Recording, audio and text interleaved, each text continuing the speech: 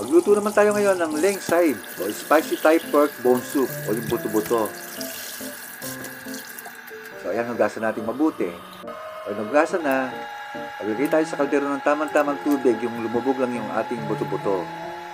Ayan, then pakuluan natin. Pag kumukulo na, ihalo na natin yung ating sangkap tulad ng sibuyas. Yan, meron akong goji berries. Optional yan, pero masustansya yung goji berries na yan. Then yung ating green chili peppers o yung siling pansigang. Meron din tayo dapat na cilantro, pero kung walang cilantro ay parsley. Then, kailangan natin ng dayap o lime, pero kung walang dayap, kalamansi at lemon.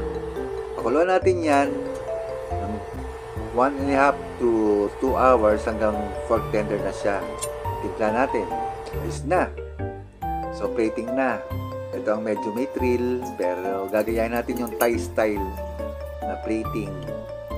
Ayan. Tower siya. Then, yung sa sabaw niya, lagyan natin ng fresh cilantro or parsley. Then, i-boost natin. Lagyan din natin ng additional chilies kung gusto nyo mas maanghang. Kasi medyo maanghang na yan. Ayun na. Yan, makikita nyo. Fork tender talaga siya. Sarap yan. Happy cooking, guys!